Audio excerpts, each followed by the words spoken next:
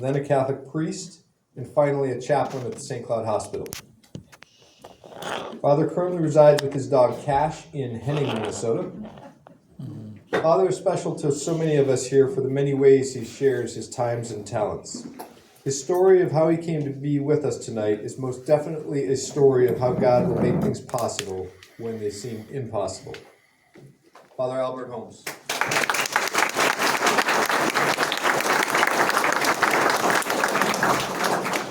Thank you. I am amazed to see so many of you here tonight. We should be singing Auld Lang Syne, I think.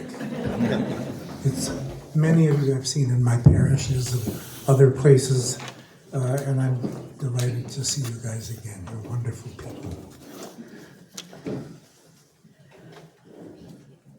My conversion story, and maybe better than that, my enlightenment story of how I became a Catholic first and then a priest second, is a lengthy story. It took me over 40 years to convert.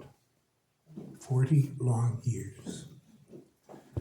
It's tied to my biography, and that's why what I'm going to do this evening is to give you some biographical details and why the things that happened to me did happen to me.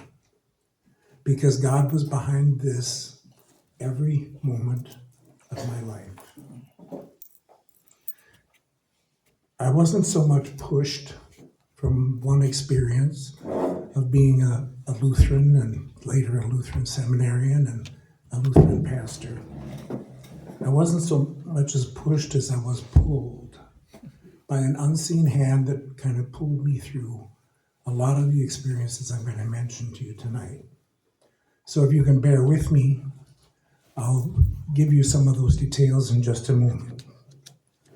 I wanted to read to you a little blurb from a bulletin from the pastor of the ACC that our Latin Mass community is part of up in Flensburg, Father Ben Kashemba. Probably many of you know him. He's the ACC priest up in Little Falls. He wrote this a couple of years ago, and for some reason I just discovered it in the back of my messy car just a few days ago. And I didn't know who put it there or why they put it there, but it was just kind of a bulletin insert that he had printed up. And he was talking about St. Augustine. And of course, all of you know about him. And St. Augustine's Day is August 28th. And he was writing to the new parish he was going to and wanted to talk about Augustine and the stewardship of his life. And he wrote this, just a few blurbs from this paper. Augustine's early life was characterized by a relentless search for meaning and enlightenment and fulfillment.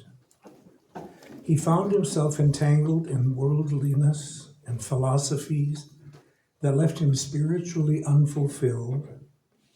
However, it was through the patient prayers and guidance of his mother, St. Monica, that Augustine encountered the transforming power of God's grace. A very important phrase to remember. Augustine's conversion to Catholicism was not a mere change of affiliation, but a radical transformation of his entire being. His encounter with Christ touched the deepest recesses of his heart and compelled him to surrender his life completely to God. Augustine's conversion was a turning point that led him to a life of profound discipleship. Now, my story is similar to that. And that's why I want to give you some of the conclusions of what I'm going to talk about tonight, because I know some of you have to leave a little early for some other commitments. But I want you to know of the 7 most important things I have learned in the last, 80 years. 1, when God starts throwing his weight around in your life, get out of his way or you might lose an eye. 2, God will never force himself or his will upon you. 3, you have to listen for God before you can ever listen to God. 4, personal and private mystical experiences are of 3 general kinds. 1 is visual, 2 is auditory, and 3 is an inner growth of consciousness or understanding about something. Number 5, never bargain with God. Never bargain with God unless you fully intend to honor the promises that you make to him. 6, don't feel embarrassed or worry about your manhood or womanhood. If when God does speak, touch, or reveal himself to you in some way, you begin to weep, even profusely. Whenever you're in the presence of absolute holiness, you become very small. Number 7, be careful about telling your experiences with God to others. No matter what they say or who they are, very few people will be thrilled or even sympathetic to your experiences. And this is why those experiences are most always left to yourself.